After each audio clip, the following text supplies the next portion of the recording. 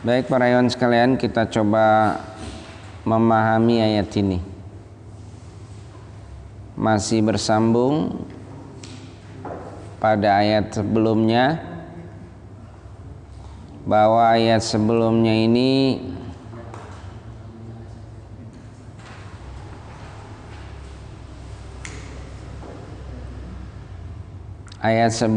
kita tidak boleh menjadikan orang kafir sebagai pemimpin.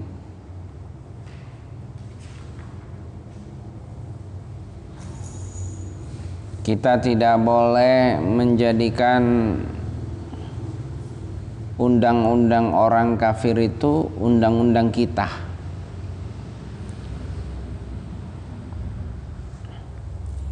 Kalau kita menjadikan itu seperti itu, maka kita akan sama dengan orang kafir kedudukannya.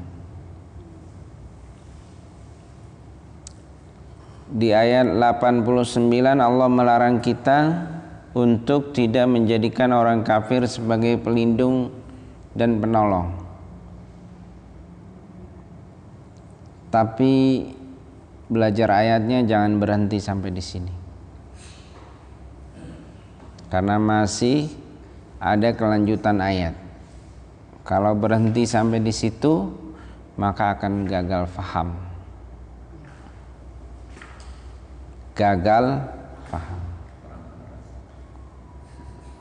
Maka harus dilanjutkan dengan ayat setelahnya, illal ladzina yasiluna ila qaumin bainakum wa bainahum mitsaqun. Itu tidak berlaku, itu berlaku ya.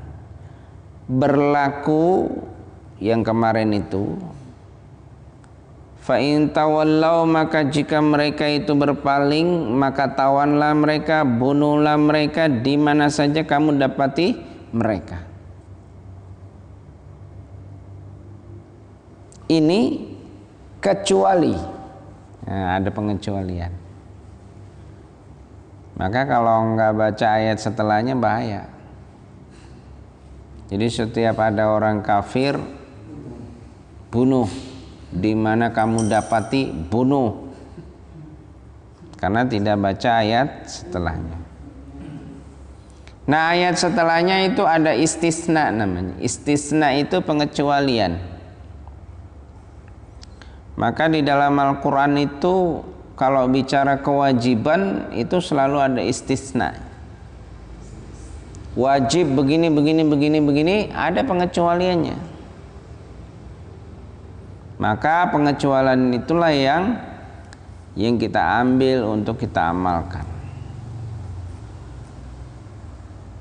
Jadi kalau ada pengecualian, maka hukum kewajiban itu tidak berlaku. Begitu juga hukum haram, itu pasti ada pengecualiannya. Hukum wajib ada pengecualiannya. Hukum haram ada pengecualian. Daging babi haram, ada pengecualian. Kalau terdesak boleh dimakan. Ya, kalau terdesak boleh dimakan.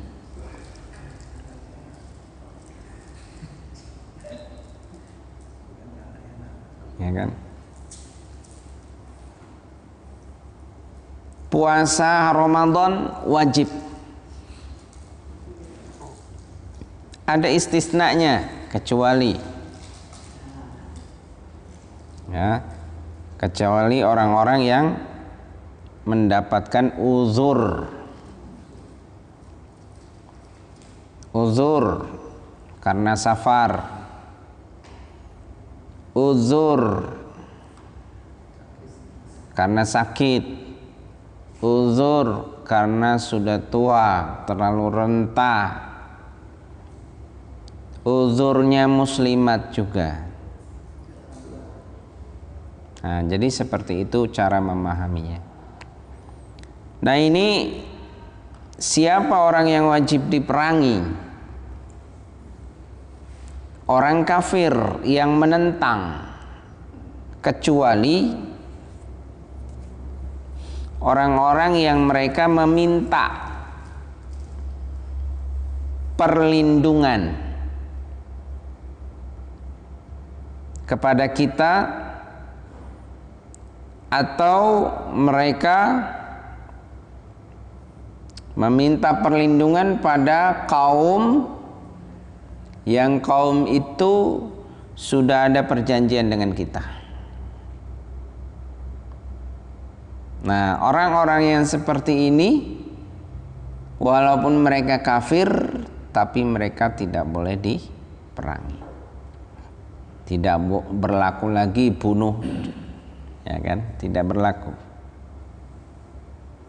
Siapa lagi yang tidak berlaku dibunuh sembarangan? Auja'ukum hasrat suduruhum ayyuqatilukum aw yuqatilu qaumahum. Atau orang-orang yang datang kepada kalian yang hati mereka itu berat untuk memerangi kita. Berat untuk memerangi kita, enggak sampai hati untuk memerangi kita. Dan mereka juga berat untuk memerangi kaum yang ada perjanjian dengan kita. Jadi kalau ada orang kafir yang seperti itu, tidak berlaku hukum dimanapun kamu dapati mereka bunuh, enggak berlaku.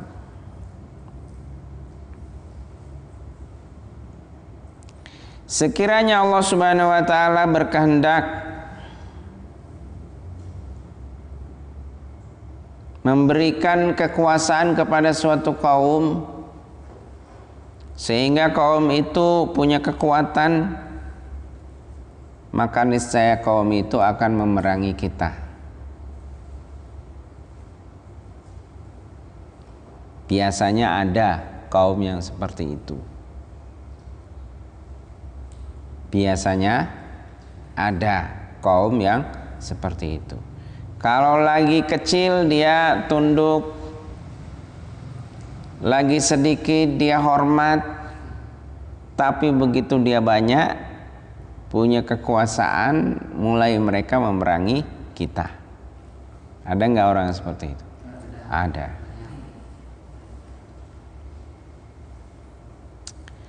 Fa ini atazalukum falam yuqatilukum. Tapi ada juga suatu kaum yang mereka itu membiarkan kita, kemudian mereka itu tidak memerangi kita, kemudian mereka itu memohon kepada kita perdamaian. Apa kata Allah? Fama ja'alallahu lakum alaihim sabila. Fama ja'alallahu lakum alaihim sabila. Maka tidak ada alasan untuk memerangi mereka. Tidak ada alasan yang benar untuk memerangi mereka. Fama ja'alallahu lakum alaihim sabila. Jadi ternyata di dalam Islam ini nggak sembarangan, perang nggak sembarangan, bunuh nggak sembarangan. Ada aturan main. Meskipun berlainan agama dengan kita, meskipun berlainan kepercayaan, keyakinan kepada kita. Nah, itulah yang kita dapati di akhir zaman sekarang ini. Seperti sekarang ini, banyak orang-orang yang beragama lain tapi i'tazalukum, mereka itu membiarkan kita, tidak mengganggu maksudnya. Falam yuqatilukum, mereka itu tidak memerangi kalian. Wa alqau ilaikumussalam, dan mereka justru meminta perdamaian. Dengan apa? Dengan menganut undang-undang. Undang-undang apa? Undang-undang Pancasila. Ya kan? Seperti di Indonesia ini diciptakan Pancasila itu dalam arti untuk ya melaksanakan perdamaian antar suku, antar agama yang ada di negara ini. Jadi di dalam Al-Quran sudah disinggung. Nah, seperti orang-orang yang berlainan agama di Indonesia ini nggak boleh, kita nggak ada alasan bagi kita untuk memerangi mereka. Makanya kalau atas nama bom bunuh diri itu adalah ajaran Islam, itu sungguh keliru besar dan itu fitnah terhadap Islam. Nah, maka belajarlah Al-Quran. Maka jangan dengar Islam itu dari orang. Pastikan Islam itu kalian dapati pemahamannya dari kitab aslinya, yaitu Al-Qur'an. Kemudian ayat selanjutnya, satajiduna akharin. Kalian juga akan mendapatkan kaum yang lain. Yuriduna ayyamanukum wa ya'manu qaumahum. Mereka ingin hidup bersama kita aman. Wa ya'manu qaumahum, dan mereka juga mendambakan kaum mereka juga aman. Ada enggak orang yang seperti itu? Ada, dan masa saat ini kita betul-betul mendapati mereka, yaitu mereka walaupun berlainan agama tapi mereka ingin hidup bersama kita damai, aman, ya, tidak ada peperangan. Seperti apa tatanan kehidupan negara-negara Eropa itu juga seperti itu. Tatanan kehidupan negara-negara Eropa juga seperti itu. Menghargai apa hak asasi manusia, kemudian menghargai keyakinan masing-masing. Nah, kalau ada yang seperti itu berarti adalah satajiduna akharina yuriduna ayyamanukum wa ya'manu qaumahum. Berarti ini ciri-ciri kaum yang memang mendambakan perdamaian. Kullama ruddu ilal fitnah. Dan ketika kaum itu ada juga kaum yang kullama ruddu ilal fitnah urkisu fiha. Ketika mereka dikembalikan kepada perbuatan syirik, mereka masuk di dalamnya. Mereka tenggelam di dalamnya. Maksudnya ikut-ikutan syirik juga. Fa in lam ya'tazilukum, kata Al-Quran. Dan pada akhirnya jika mereka itu tidak membiarkan kalian, artinya mengganggu kita, mengusik kehidupan kita, walam yulqu ilaikumus salam.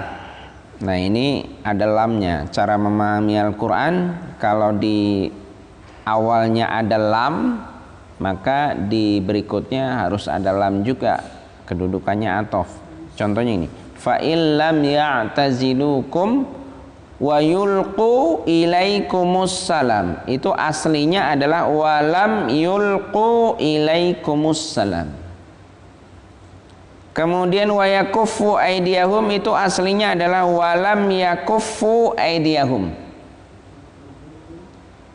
Artinya bagaimana? Jika ada suatu kaum yang tidak membiarkan kalian, artinya mereka itu mengusik kita, mengganggu kita. Satu. Yang kedua, walam yulqu ilaikumus salam, mereka tidak memohon perdamaian kepada kita. Yang ketiga, wa yakuffu aydiyahum walam yakuffu aydiyahum, mereka tidak menahan tangannya terhadap kita. Artinya main bunuh. Kita ada ketemu di mana main bunuh. Mereka nggak tahan tangannya itu untuk membunuh kita. Ya, apa kata Allah? Kalau itu yang terjadi, ada instruksi dari Allah.